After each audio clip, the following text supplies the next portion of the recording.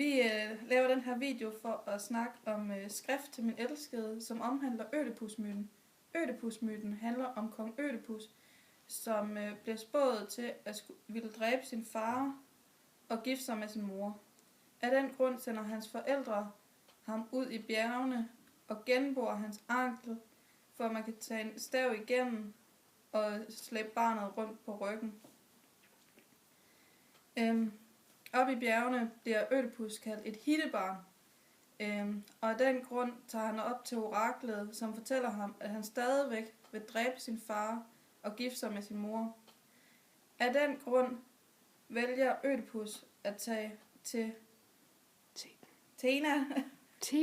Theben,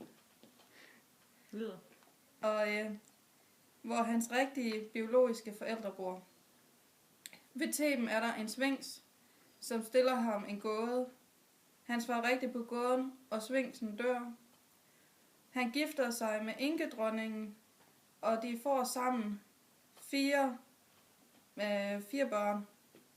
På vejen til Theben bliver han angrebet af en flok mænd, hvor kun en af dem overlever og flygter. Den ene mand fortæller, at Ødipus er den, der har dræbt kongen. Og Ødipus får at vide, at dronningen er hans mor.